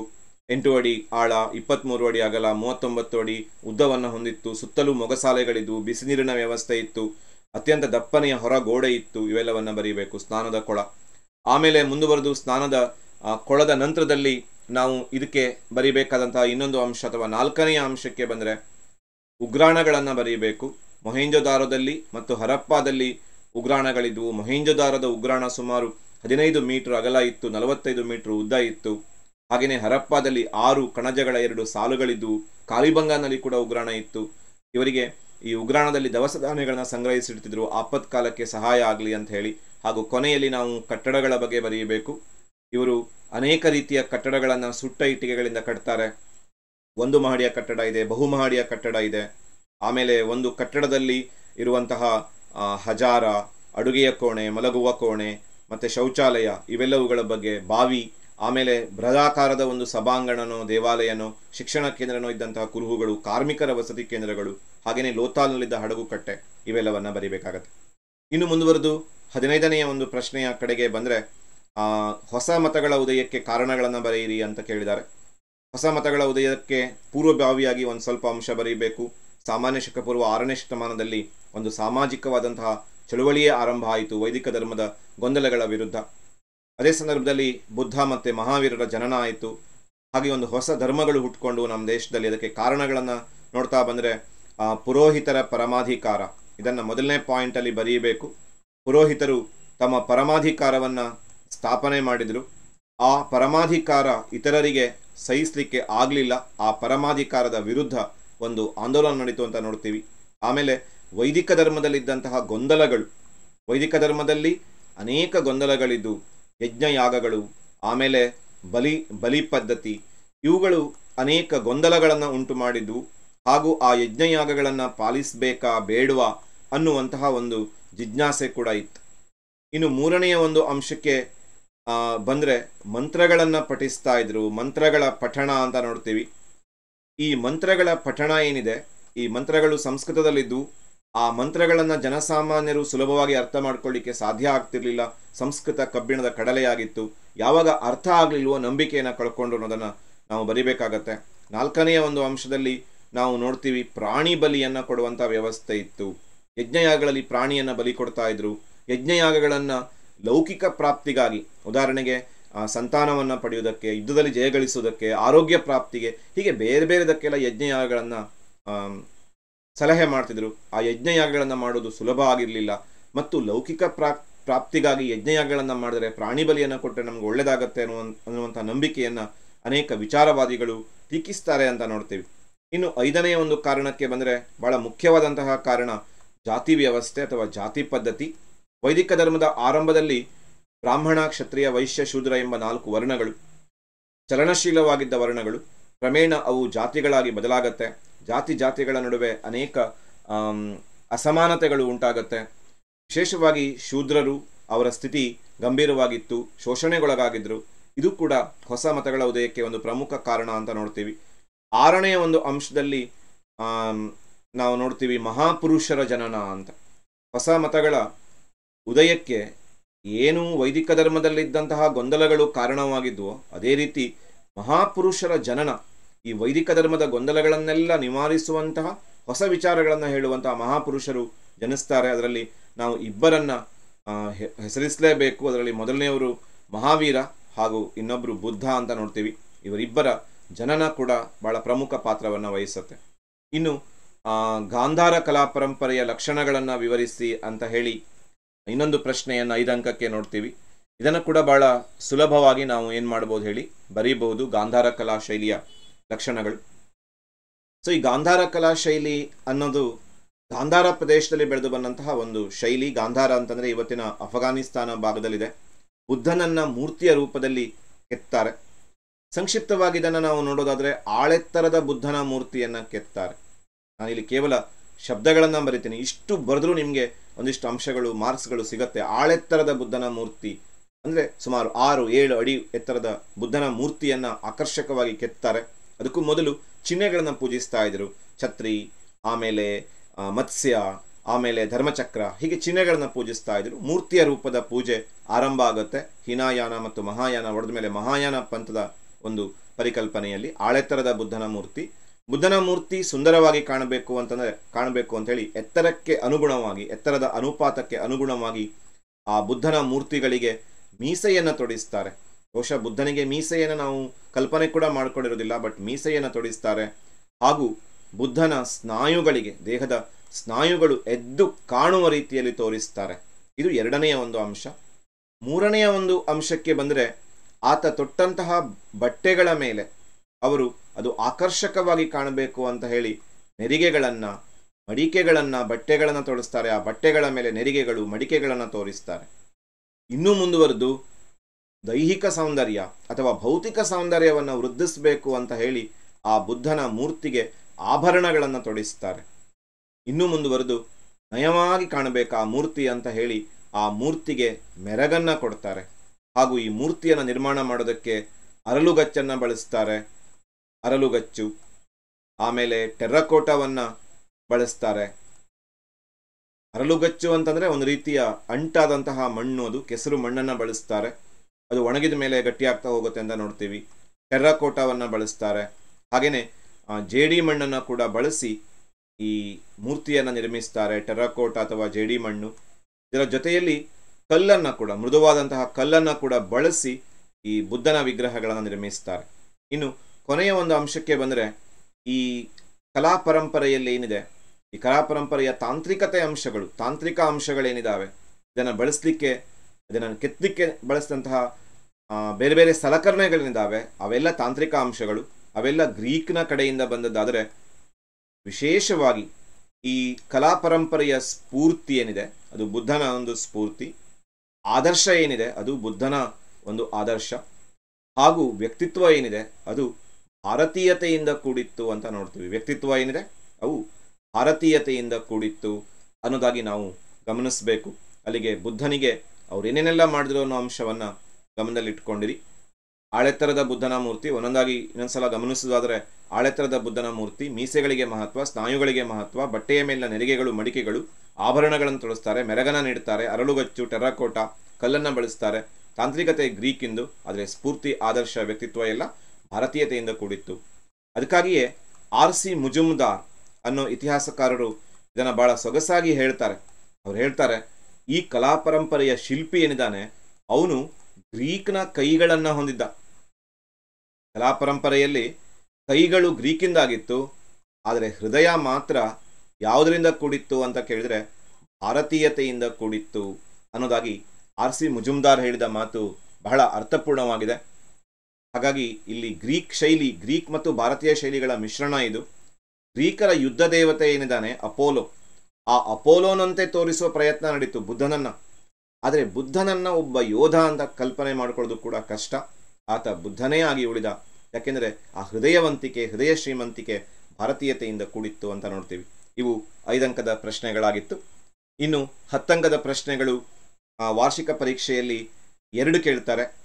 ವಾರ್ಷಿಕ ಪರೀಕ್ಷೆಯಲ್ಲಿ 4 ಕೇಳ್ತಾರೆ. 2ಕ್ಕೆ ನಾವು ಉತ್ತರ ಬರೀಬೇಕು. ಇಲ್ಲಿ 1 ಕೇಳಿದ್ದಾರೆ, ಕರೆಕ್ಟಾಗಿ ಅರ್ಧ ಕೇಳಿಸಿದ್ದಾರೆ. ಗೌತಮ ಬುದ್ಧನ ಜೀವನ ಮತ್ತು ಬೋಧನೆಯನ್ನು ವಿವರಿಸಿ, ಅಶೋಕನ ಜೀವನ ಮತ್ತು ಸಾಧನೆಯನ್ನು ವಿವರಿಸಿ. ಇಲ್ಲಿ ಬುದ್ಧನ ಜೀವನ ಅಂದ್ಕೂಡಲೇ ನಾವು ಬುದ್ಧನ ಜನನದ ಬಗ್ಗೆ ಬರೆಯಬೇಕು. ಸಾಮಾನ್ಯ ಶಕ ಪೂರ್ವ 563ರಲ್ಲಿ ನೇಪಾಳದ ಲುಂಬಿನಿ ವನದಲ್ಲಿ ಬುದ್ಧನ ಜನನ ಆಯಿತು. ಇದನ್ನು ಬರೆಯಬೇಕು. ಆಮೇಲೆ ಬುದ್ಧನ ಜೀವನದಲ್ಲಿ ಅವನ ತಂದೆ ತಾಯಿ ಈ ಉಲ್ಲೇಖವನ್ನು ಮಾಡಬೇಕು. ತಂದೆ ಶುದ್ಧೋಧನ, ತಾಯಿ ಮಾಯಾದೇವಿ. ಇದನ್ನು ನಾವು ಸರಿಯಾಗಿ ಬರೆಯಬೇಕು. ಆಮೇಲೆ ಅವನ ಜನ್ಮದ 7ನೆಯ ದಿನ ತನ್ನ ತಾಯಿಯನ್ನು ಕಳ್ಕೊತಾನೆ. ಮಹಾಪ್ರಜಾಪತಿ ಗೌತಮಿಯ ಆಶ್ರಯದಲ್ಲಿ ಬೆಳಿತಾನೆ. ಇದನ್ನು ನಾವು ಜೀವನದಲ್ಲಿ ಉಲ್ಲೇಖಿಸಬೇಕು. ಆಮೇಲೆ ಜಾತಕ ಕಥೆಗಳ ಪ್ರಕಾರ ಆತ ನೋಡಿದ 4 ದೃಶ್ಯಗಳು. ಆತ ಒಬ್ಬ ವೃದ್ಧನನ್ನು ನೋಡ್ತಾನೆ ವಾಯುವಿಹಾರಕ್ಕೆ ಹೋದಾಗ, ಒಬ್ಬ ರೋಗಿಯನ್ನು ನೋಡ್ತಾನೆ, ಒಂದು ಶವಯಾತ್ರೆಯನ್ನು ನೋಡ್ತಾನೆ, ಹಾಗೂ ಕೊನೆಯಲ್ಲಿ ಒಬ್ಬ ಸನ್ಯಾಸಿಯನ್ನು ನೋಡ್ತಾನೆ. ಈ 4 ದೃಶ್ಯಗಳು ಅವನ ಮೇಲೆ ತುಂಬ ಪರಿಣಾಮ ಬೀರುತ್ತೆ. ಮೊದಲ 3 ದೃಶ್ಯಗಳು ಅತ್ಯಂತ ದುಃಖಮಯವಾಗಿದ್ದವು ಅಂತ ನೋಡ್ತೀವಿ. ಆದರೆ ಕೊನೆಯ ಒಂದು ದೃಶ್ಯ ಏನಿದೆ ಅದು ಅತ್ಯಂತ ಆನಂದಮಯವಾಗಿತ್ತು ಅಂತ ನೋಡ್ತೀವಿ. ಇದನ್ನೇ ಮನೆಗೆ ಬಂದು ಯೋಚಿಸ್ತಾನೆ ಬುದ್ಧ. ದುಃಖದ ಕಾರಣವನ್ನು ಕಂಡುಹಿಡಿಬೇಕು ಅಂತ ಹೇಳಿ ತನ್ನ ಮಡದಿ, ಮಕ್ಕಳು, ಪರಿವಾರ, ಅರಮನೆ, ತಂದೆ ತಾಯಿ ಎಲ್ಲರನ್ನ ಬಿಟ್ಟು ಆತ ಹೊರಡ್ತಾನೆ. ಇದನ್ನೇ ಮಹಾಪರಿತ್ಯಾಗ ಅಂತ ಕರೀತಾರೆ. ಇದನ್ನು ನಾವು ಅಂಡರ್ಲೈನ್ ಮಾಡಿ ಬರೀಬೇಕಾಗತ್ತೆ. ಆಮೇಲೆ ಆತ ಅಲೆಮಾರಿ ಸನ್ಯಾಸಿಯಾಗ್ತಾನೆ, ಕಠಿಣವಾದ ತಪಸ್ಸನ್ನು ಮಾಡ್ತಾನೆ, ಧ್ಯಾನ ಮಾಡ್ತಾನೆ. ಯಾವುದರಿಂದಲೂ ಅವನಿಗೆ ಜ್ಞಾನೋದಯ ಸಿಗದೇ ಇದ್ದಾಗ ದೃಢ ಮನಸ್ಕನಾಗಿ ಆತ ಗಯಾದಲ್ಲಿ, ಇವತ್ತಿನ ಬಿಹಾರದ ಗಯಾದಲ್ಲಿ ಅರಳಿ ವೃಕ್ಷದ ಅಡಿಯಲ್ಲಿ ಅತ್ಯಂತ ದೃಢಚಿತ್ತನಾಗಿ ಆತ ಧ್ಯಾನಮಗ್ನನಾಗ್ತಾನೆ ಅಂತ ನೋಡ್ತೀವಿ. ಆ ಧ್ಯಾನದ ಫಲವಾಗಿ ಆತ ಅತ್ಯಂತ ಶ್ರೇಷ್ಠವಾದಂತಹ ಜ್ಞಾನವನ್ನು ಪಡ್ಕೋತಾನೆ. ಗಯಾದಲ್ಲಿ ಅವನ ಜ್ಞಾನೋದಯ ಆಯಿತು, ಬುದ್ಧನಿಗೆ ಜ್ಞಾನೋದಯ ಸಿಕ್ತು. ಸಿದ್ಧಾರ್ಥ ಅವನ ಮೂಲ ಹೆಸರು. ಸಿದ್ಧಾರ್ಥ ಬುದ್ಧನಾದ ಅಂತ ನೋಡ್ತೀವಿ. ಬುದ್ಧ ಅಂತಂದರೆ ಜ್ಞಾನಿ ಎನ್ನುವಂತಹ ಅರ್ಥ ಇದೆ. ಹಾಗೂ ಬುದ್ಧನಿಗೆ ತಥಾಗತ ಅಂತ ಕೂಡ ಕರೀತಾರೆ. ತಥಾಗತ ಅಂತಂದರೆ ಆತ ಸತ್ಯವನ್ನು ತಿಳಿದವನು, ಸತ್ಯವನ್ನು ಅರಿತವನು ಎಂಬ ಅರ್ಥ ಕೊಡುತ್ತೆ. ಇದನ್ನು ನಾವು ಜ್ಞಾನೋದಯ ಅನ್ನೋ ಒಂದು ಭಾಗದಲ್ಲಿ ಬರೀಬೇಕು. ಆಮೇಲೆ ಮುಂದುವರೆದು ತಾನು ಪಡೆದುಕೊಂಡಂತಹ ಜ್ಞಾನವನ್ನು ಆತ ಪ್ರಚಾರ ಮಾಡ್ತಾನೆ. ಅದನ್ನೇ ಧರ್ಮಚಕ್ರ ಪ್ರವರ್ತನ ಅಂತ ಕರೀತಾರೆ. ಧರ್ಮಚಕ್ರ ಏನಿದೆ ಅದು ಅವರ ಲಾಂಛನ. ಆತ ಸಾರಾನಾಥದ ಜಿಂಕೆವನದಲ್ಲಿ ತನ್ನ ಮೊಟ್ಟ ಮೊದಲ ಬೋಧನೆಯನ್ನು ಮಾಡ್ತಾನೆ. ಆಗ ಧರ್ಮದ ಚಕ್ರ ತಿರುಗಲಿಕ್ಕೆ ಶುರುವಾಯಿತು ಅಂತ ಹೇಳ್ತಾರೆ. ಅದನ್ನೇ ಧರ್ಮಚಕ್ರ ಪ್ರವರ್ತನ ಅಂತ ಹೇಳ್ತಾರೆ. ಆಮೇಲೆ ಧರ್ಮ ಪ್ರಚಾರವನ್ನು ಆತ ಮಾಡ್ತಾನೆ. ಸುಮಾರು 45 ವರ್ಷಗಳ ಕಾಲ ಆತ ಧರ್ಮ ಪ್ರಚಾರ ಮಾಡ್ತಾನೆ. ವಿಶೇಷವಾಗಿ ಉತ್ತರ ಭಾರತದಲ್ಲಿ ಕೋಸಲ, ಮಗಧ, ಹೀಗೆ ಆ ಎಲ್ಲ ಪ್ರದೇಶಗಳಲ್ಲಿ ಆತ ಧರ್ಮ ಪ್ರಚಾರವನ್ನು ಮಾಡ್ತಾನೆ 45 ವರ್ಷಗಳ ಕಾಲ. ತನ್ನ 80ನೆಯ ವರ್ಷದಲ್ಲಿ, ಅವನ ಮರಣಕ್ಕೆ ಬರ್ತೀವಿ, ಅವನ 80ನೆಯ ವರ್ಷದಲ್ಲಿ ಆತ ಉತ್ತರ ಪ್ರದೇಶದ ಕುಶಿನಗರ ಎಂಬಲ್ಲಿ ಪರಿನಿರ್ವಾಣವನ್ನು ಹೊಂದುತ್ತಾನೆ ಅಂತ ನೋಡ್ತೀವಿ. ಒಂದು ವಿಶೇಷ ಏನು ಅಂತ ಕೇಳಿದರೆ, ಬುದ್ಧನ ಜನನ ಏನಿದೆ ಹಾಗೂ ಬುದ್ಧನ ಜ್ಞಾನೋದಯ ಏನಿದೆ, ಬೌದ್ಧರಿಗೆ ಇದು ಬಹಳ ಮಹತ್ವದ ಒಂದು ಅಂಶ. ಬುದ್ಧನ ಜನನ, ಜ್ಞಾನೋದಯ ಮತ್ತು ಪರಿನಿರ್ವಾಣ ಅಥವಾ ಮರಣ, ಈ ಮೂರೂ ಕೂಡ ಪೌರ್ಣಿಮೆಯ ದಿನನೇ ಸಂಭವಿಸುತ್ತೆ. ಪೌರ್ಣಿಮೆಯ ದಿನ, ಆತ ಹುಟ್ಟಿದ್ದು ಪೌರ್ಣಿಮೆಯ ದಿನ, ಜ್ಞಾನೋದಯ ಆಗಿದ್ದು ಪೌರ್ಣಿಮೆಯ ದಿನ, ಮರಣ ಹೊಂದಿದ್ದು ಕೂಡ ಪೌರ್ಣಿಮೆಯ ದಿನ. ಹಾಗೆ ಇದು ಬೌದ್ಧರಿಗೆ ಬಹಳ ಮುಖ್ಯವಾಗಿದ್ದು, ಅದನ್ನು ಬುದ್ಧ ಪೂರ್ಣಿಮೆ ಅಥವಾ ಬೌದ್ಧ ಪೌರ್ಣಿಮೆ ಅಂತ ಹೇಳಿ ಆಚರಿಸ್ತಾರೆ ಅಂತ ನಾವು ನೋಡ್ತೀವಿ ಇವತ್ತಿಗೂ ಕೂಡ. ಇನ್ನು ಎಡ್ವಿನ್ ಅರ್ನಾಲ್ಡ್ ಎನ್ನುವ ಒಬ್ಬ ಇತಿಹಾಸಕಾರರು ಇವನಿಗೆ ಏಷ್ಯಾದ ಬೆಳಕು ಅಂತ ಹೇಳಿ ಕರೆದಿದ್ದಾರೆ. ಇವಿಷ್ಟು ಬುದ್ಧನ ಒಂದು ಜೀವನದಲ್ಲಿ ನಾವು ಬರೀಬೇಕಾದಂತಹ ಪ್ರಮುಖವಾದಂತಹ ಒಂದಿಷ್ಟು ಅಂಶಗಳು. ಇವೆಲ್ಲವನ್ನ ಬರೀಬೇಕು. ಇನ್ನು ಬೋಧನೆಯಲ್ಲಿ ನಾವು ಆರಂಭದಲ್ಲಿ 4 ಮೂಲ ವಿಚಾರಗಳನ್ನು ಬರೀಬೇಕು. 4 ಮೂಲ ವಿಚಾರಗಳನ್ನು ಬುದ್ಧ ಬೋಧಿಸ್ತಾನೆ. ಸತ್ಯ, ಅಹಿಂಸೆ, ಆಸ್ತೇಯ ಮತ್ತು ಅಪರಿಗ್ರಹಗಳನ್ನು, ಆಸ್ತೇಯ ಮತ್ತು ಬ್ರಹ್ಮಚರ್ಯವನ್ನು ಬೋಧಿಸ್ತಾನೆ. ಅದು 4 ಮೂಲ ವಿಚಾರಗಳು. ಅದನ್ನು ನಾವು ಕರೆಕ್ಟಾಗಿ ಬರೀಬೇಕು.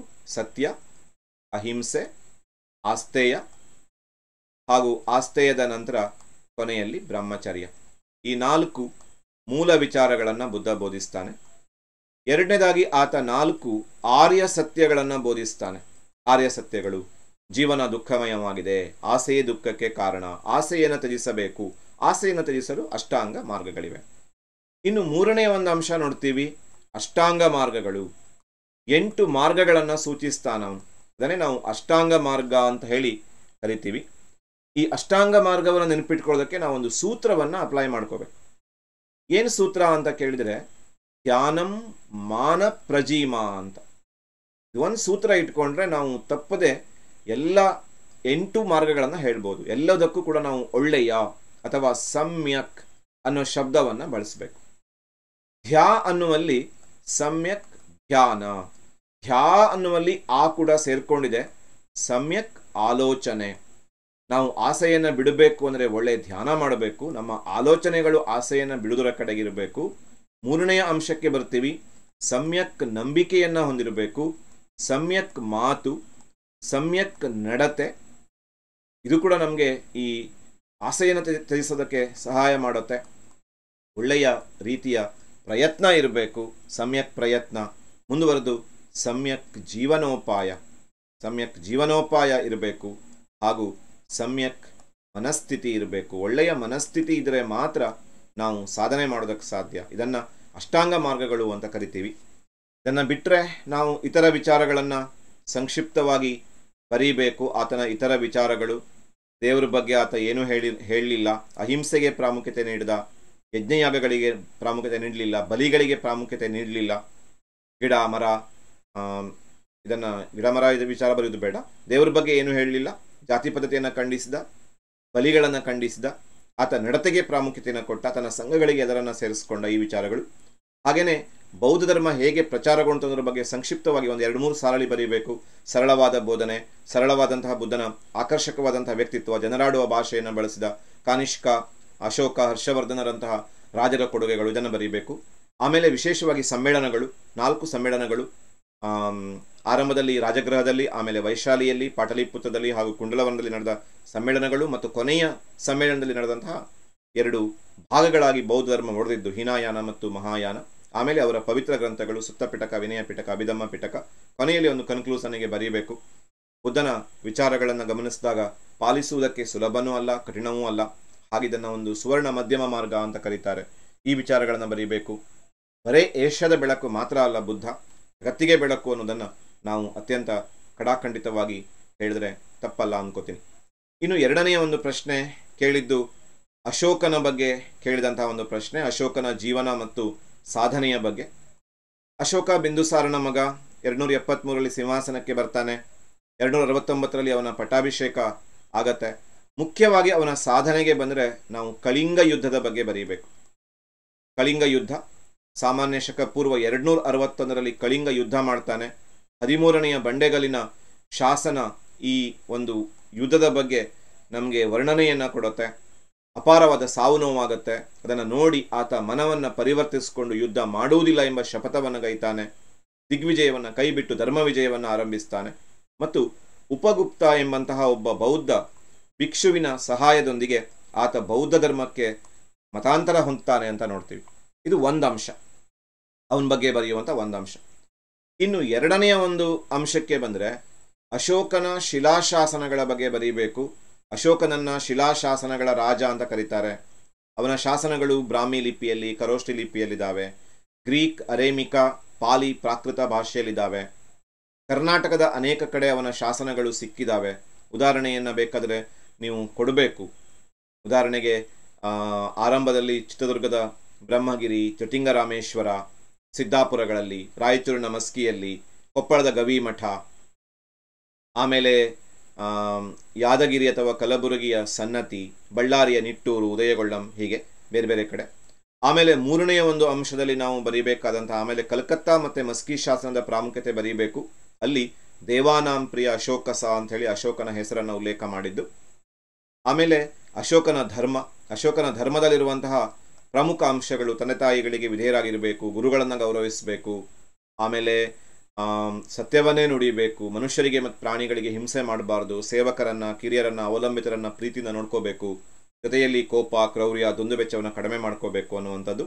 ಹಾಗೂ ಕೊನೆಯಲ್ಲಿ ನಾವು ಬರೀಬೇಕಾದ ವಿಚಾರ ಬೌದ್ಧ ಧರ್ಮಕ್ಕಾಗಿ ಆತ ಏನು ಮಾಡಿದ, ಬೌದ್ಧ ಧರ್ಮದ ಪ್ರಚಾರಕ್ಕಾಗಿ ಅಥವಾ ಬೌದ್ಧ ಧರ್ಮಕ್ಕೆ ಅಶೋಕನ ಕೊಡುಗೆಗಳೇನು ಅನ್ನೋದನ್ನು ಬರೀಬೇಕು. ಆತ ಬೌದ್ಧ ಧರ್ಮದ ಪವಿತ್ರ ಸ್ಥಳಗಳು ಲುಂಬಿನಿವನ, ಗಯಾ, ಆಮೇಲೆ ಸಾರಾನಾಥ, ಕುಶಿನಗರ, ಅಲ್ಲೆಲ್ಲ ಭೇಟಿ ಕೊಡ್ತಾನೆ, ಧರ್ಮಗೋಷ್ಠಿಗಳನ್ನು ನಡೆಸ್ತಾನೆ, ವಿಹಾರಗಳನ್ನು ಕಟ್ಟಿಸ್ತಾನೆ, ಬೌದ್ಧ ಧರ್ಮದ ತತ್ವಗಳನ್ನು ಕಲ್ಲು ಬಂಡೆಗಳ ಮೇಲೆ ಕೊರೆಸ್ತಾನೆ, ಯುಕ್ತರು, ರಜ್ಜುಕರು, ಧರ್ಮ ಮಹಾಮಾತ್ರರು, ಸ್ತ್ರೀ ಅಧ್ಯಕ್ಷ ಮಹಾಮಾತ್ರರನ್ನು ನೇಮಿಸ್ತಾನೆ, ಬೇರೆ ಬೇರೆ ಕಡೆ ನಿಯೋಗಗಳನ್ನು ಕಳಿಸ್ತಾನೆ, ಸ್ವತಃ ತನ್ನ ಮಕ್ಕಳಾದಂತಹ ಮಹೇಂದ್ರ ಸಂಘಮಿತ್ರೆಯರನ್ನು ಶ್ರೀಲಂಕಾಕ್ಕೆ ಕಳಿಸ್ತಾನೆ. ಆಮೇಲೆ 3ನೇ ಬೌದ್ಧ ಮಹಾಸಮ್ಮೇಳನ ಪಾಟಲಿಪುತ್ರದಲ್ಲಿ ಏರ್ಪಡಿಸ್ತಾನೆ. ಅನೇಕ ಜನಪರ ಕಾರ್ಯಕ್ರಮಗಳು, ಸಾಲು ಮರಗಳನ್ನು ನೆಡೆಸಿದ್ದು, ಅರವಟ್ಟಿಗೆಗಳ ನಿರ್ಮಾಣ ಮಾಡಿದ್ದು, ರಸ್ತೆಗಳ ಎರಡೂ ಬದಿಗಳಲ್ಲಿ ಗಿಡಮರಗಳನ್ನು ನಡೆಸಿದ್ದು, ಬಾವಿಗಳನ್ನು ತೋಡಿಸಿದ್ದು, ಆಸ್ಪತ್ರೆಗಳನ್ನ ಕಟ್ಟಿಸಿದ್ದು, ಅನಾಥಾಲಯಗಳನ್ನ ಕಟ್ಟಿಸಿದ್ದು, ವೃದ್ಧಾಶ್ರಮಗಳನ್ನ ಕಟ್ಟಿಸಿದ್ದು, ಶಾಲೆಗಳನ್ನು ತೆರೆದಿದ್ದು, ಬಡವರಿಗೆ ಊಟ ಉಪಚಾರ ವ್ಯವಸ್ಥೆ ಮಾಡಿದ್ದು. ಹೀಗೆ ಅವನು ಜನರಿಗೆ ತಂದೆಯಂತೆ ಇದ್ದ ಅನ್ನೋದನ್ನು ನಾವು ಬರೀಬೇಕು. ಹಾಗೂ ವಿಶೇಷವಾಗಿ ಇದನ್ನು ಬರೀಲೇಬೇಕು.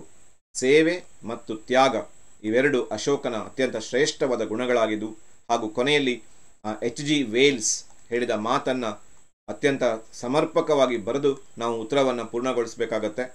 ಅಶೋಕ ಯಾಕೆ ಮಹಾಶಯನಾದ ಅನ್ನೋದಕ್ಕೆ ಈ ವೇಲ್ಸರ ಮಾತು ತುಂಬ ಅನುಕೂಲ ಆಗುತ್ತೆ. 16,000 ರಾಜಮಹಾರಾಜರಿಂದ ತುಂಬಿರುವ ಇತಿಹಾಸವೆಂಬ ದಿಗಂತದಲ್ಲಿ ಅಶೋಕನೊಬ್ಬನೇ ಧ್ರುವತಾರೆಯಂತೆ ಪ್ರಜ್ವಲಿಸುತ್ತಿದ್ದಾನೆ, ಜಾಜ್ವಲ್ಯಮಾನವಾಗಿ ಪ್ರಜ್ವಲಿಸುತ್ತಿದ್ದಾನೆ. ಈ ಮಾತನ್ನು ವೇಲ್ಸ್ ಹೇಳ್ತಾರೆ. ಇತಿಹಾಸವೆಂಬ ದಿಗಂತ, ಇತಿಹಾಸವೆಂಬಂತಹ ಆಕಾಶದಲ್ಲಿ ಅದೆಷ್ಟೋ ರಾಜರಿದ್ದಾರೆ, ಆದರೆ ಒಬ್ಬ ರಾಜ ಮಾತ್ರ ಧ್ರುವ ನಕ್ಷತ್ರದಂತೆ ಪ್ರಜ್ವಲಿಸ್ತಾ ಇದ್ದಾನೆ, ಕಾಂತಿಯುಕ್ತವಾಗಿ ಶೋಭಿಸ್ತಾ ಇದ್ದಾನೆ, ಅದು ಅಶೋಕ ಅನ್ನೋ ಮಾತನ್ನು ವೇಲ್ಸ್ ಹೇಳ್ತಾರೆ. ಇವೆಲ್ಲವನ್ನು ನಾವು ಅಶೋಕನ ಸಾಧನೆಯಲ್ಲಿ ಬರೀಬೇಕು. ಇನ್ನು ಕೊನೆಯ ಒಂದು ಪ್ರಶ್ನೆ ಈ ಪ್ರಶ್ನೆ ಪತ್ರಿಕೆಯಲ್ಲಿ ಏನು ಅಂತ ಕೇಳಿದ್ರೆ, ಕ್ವಶನ್ ನಂಬರ್ 8 ಮೇನಲ್ಲಿ ನೋಡ್ತೀವಿ. ನಿಮಗೆ ಕೊಟ್ಟಿರುವಂತಹ ಭಾರತ ನಕ್ಷೆಯಲ್ಲಿ ಈ ಕೆಳಗಿನ ಸ್ಥಳಗಳನ್ನು ಗುರುತಿಸಿ ಪ್ರತಿಯೊಂದಕ್ಕೂ ಐತಿಹಾಸಿಕ ಮಹತ್ವವನ್ನು ಬರೆಯಿರಿ ಅಂತ ಹೇಳಿ. ವಾರ್ಷಿಕ ಪರೀಕ್ಷೆಯಲ್ಲಿ ಕೂಡ 5 ಕೇಳಿರ್ತಾರೆ, ಇಲ್ಲಿ ಕೂಡ 5 ಕೇಳಿದ್ದಾರೆ. ಬಟ್ ಅಲ್ಲಿ 10 ಅಂಕ ಇರುತ್ತೆ. ಬಟ್ ಇಲ್ಲಿ ಅಂಕಗಳನ್ನು ಸ್ವಲ್ಪ ಕಡಿಮೆ ಮಾಡಿದ್ದಾರೆ ಅಂತ ನೋಡ್ತೀವಿ, 5 ಅಂಕಗಳಿಗೆ ಇಟ್ಟಿದ್ದಾರೆ. ಈ ಪ್ರಶ್ನೆ ಪತ್ರಿಕೆಯಲ್ಲಿ ಇಲ್ಲದೇ ಇರುವಂತಹ ಒಂದು ಅಂಶ ಅಂತ ಕೇಳಿದ್ರೆ ಕಾಲಾನುಕ್ರಮವನ್ನು ಇಲ್ಲಿ ಕೇಳಿಲ್ಲ. ವಾರ್ಷಿಕ ಪರೀಕ್ಷೆಯಲ್ಲಿ 4 ಘಟನೆಗಳನ್ನು ಕೊಟ್ಟಿರ್ತಾರೆ, ಅವುಗಳನ್ನು ಅನುಕ್ರಮವಾಗಿ ನಾವು ಬರೀಬೇಕು. ಇಲ್ಲಿ ಹರಪ್ಪ, ಪಾಟಲಿಪುತ್ರ, ಕಂಚಿ, ದಂಡಿ ಮತ್ತು ಬೀದರ್ಗಳ ಬಗ್ಗೆ ಕೇಳಿದ್ದಾರೆ. ನಾವು ಬರೀಬೇಕಾಗತ್ತೆ. ಐತಿಹಾಸಿಕ ಮಹತ್ವವನ್ನು 2 ವಾಕ್ಯಗಳಲ್ಲಿ ಬರೀಬೇಕು. ಹರಪ್ಪದ ಬಗ್ಗೆ ನಾವು 2 ವಾಕ್ಯಗಳನ್ನು ಬರೀಬೇಕು. ಹರಪ್ಪ ಇದು ಸಿಂಧೂ ನಾಗರಿಕತೆಯ ಒಂದು ಪ್ರಮುಖವಾದಂತಹ ನಿವೇಶನ ಅಂತ ನೋಡ್ತೀವಿ, ಇದನ್ನು ಬರೀಬಹುದು. ಆಮೇಲೆ ಹರಪ್ಪ ಇದು ರಾವಿ ನದಿಯ ದಂಡೆಯ ಮೇಲಿದೆ. ಇದಕ್ಕೆ ಉತ್ತರ ಕೂಡ ನಮ್ಮ ಪ್ರಶ್ನೆ ಪತ್ರಿಕೆಯಲ್ಲಿಯೇ ಇದೆ. ಈ ಥರ ಪ್ರಶ್ನೆ ಪತ್ರಿಕೆಗಳನ್ನು ತೆಗೆದಾಗ ಭಾಳ ಕೇರ್ಫುಲ್ ಆಗಿರಬೇಕು. ಯಾಕೆಂದರೆ ನೀವು ಈ ಪ್ರಶ್ನೆ ಪತ್ರಿಕೆಯನ್ನು ನೋಡಿ, ಪ್ರಶ್ನೆ ಪತ್ರಿಕೆಯ ಆರಂಭದಲ್ಲೇ ನಾವು ಗಮನಿಸಿದ್ವಿ, ಇದಕ್ಕೆ ಒಂದು ಉತ್ತರ ನಿಮ್ಗೆ ಸಿಗುತ್ತೆ ಹರಪ್ಪಕ್ಕೆ. ನಾನು ಅದೇನಂತ ತೋರಿಸ್ತೀನಿ ನೋಡಿ. ದಯಾರಾಮ್ ಸಹಾನಿ, ಹರಪ್ಪ ನಗರದ ಶೋಧ. ಅಲ್ಲಿಗೆ ನಿಮಗೆ ಇದನ್ನೇ ಆ್ಯಸ್ ಇಟ್ ಈಸ್ ಬರೆದ್ರೂ ಕೂಡ ನಿಮಗೆ 1 ಅಂಕ ಇಲ್ಲಿ ಸಿಕ್ಬಿಡುತ್ತೆ ಅಂತ ನೋಡ್ತೀವಿ. ರಾವಿ ನದಿ ದಂಡೆಯ ಮೇಲಿದೆ. ದಯಾರಾಮ್ ಸಹಾನಿ ಪ್ರಶ್ನೆ ಪತ್ರಿಕೆಯಲ್ಲಿ ನಿಮಗೊಂದು ಮಾರ್ಕ್ಸನ್ನು ಕೊಟ್ಟಿದ್ದಾರೆ. ದಯಾರಾಮ್ ಸಹಾನಿ ಇದನ್ನು ಸಂಶೋಧನೆ ಮಾಡಿದರು ಅಂತ ಬರೀಬೋದು. ಇನ್ನು 2ನೇದು ಪಾಟಲಿಪುತ್ರದ ಬಗ್ಗೆ 2 ವಾಕ್ಯಗಳನ್ನು ಬರೀಬೇಕಾದಾಗ ಆದಷ್ಟು ಒಳ್ಳೆಯ ವಾಕ್ಯಗಳನ್ನು ಆಯ್ಕೆ ಮಾಡ್ಕೊಳ್ಳೋದು ಒಳ್ಳೆಯದು. ಮೌರ್ಯರ ರಾಜಧಾನಿ ಅಂತ ನೋಡ್ತೀವಿ, ಜೊತೆಗೆ ಗುಪ್ತರ ರಾಜಧಾನಿ ಕೂಡ ಆಗಿತ್ತು ಪಾಟಲಿಪುತ್ರ. ಪಾಟಲಿಪುತ್ರವನ್ನು ಇವತ್ತು ಪಾಟ್ನಾ ಅಂತ ಕರೀತಾರೆ. ಜೊತೆಯಲ್ಲಿ ಗಂಗಾ ನದಿಯ ಮೈದಾನದಲ್ಲಿ ಅಥವಾ ಗಂಗಾ ನದಿಯ ದಂಡೆಯ ಮೇಲಿರುವಂತಹ ನಗರ. 3ನೇ ಬೌದ್ಧ ಮಹಾಸಮ್ಮೇಳನವನ್ನು ಅಶೋಕ ಇಲ್ಲಿ ನಡೆಸ್ತಾನೆ. ಹೀಗೆ ಅನೇಕ ವಿಚಾರಗಳನ್ನು ನಾವು ಪಾಟಲಿಪುತ್ರದ ಬಗ್ಗೆ ಬರೀಬಹುದು ಅಂಥೇಳಿ ನೋಡಿದ್ದೀವಿ. ಇನ್ನು ಕಂಚಿಯ ಬಗ್ಗೆ 3ನೇ ಒಂದು ಸ್ಥಳವಾಗಿ ಕಂಚಿಯನ್ನು ಕೊಟ್ಟಿದ್ದಾರೆ. ಮತ್ತು ಈ ಮೊದಲನೆಯ ಕಿರು ಪರೀಕ್ಷೆಯಲ್ಲಿಯೇ ಮ್ಯಾಪನ್ನು ಕೊಡೋದು ಭಾಳ ಒಳ್ಳೆಯ ಬೆಳವಣಿಗೆ.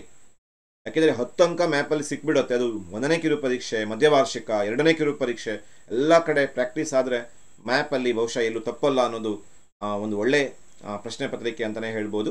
ಕಂಚಿ ಏನಿದೆ ಇದು ತಮಿಳುನಾಡಿನಲ್ಲಿದೆ ಅಂತ ನೋಡ್ತೀವಿ. ಕಂಚಿ ತಮಿಳುನಾಡಿನಲ್ಲಿದೆ. ಪ್ರಾಚೀನ ವಿಶ್ವವಿದ್ಯಾಲಯ ಕಂಚಿ ಅಂತ ನೋಡ್ತೀವಿ. ಆಮೇಲೆ ಕಂಚಿಯನ್ನು ಪಲ್ಲವರು ತಮ್ಮ ರಾಜಧಾನಿಯನ್ನಾಗಿ ಮಾಡಿಕೊಂಡಿದ್ರು.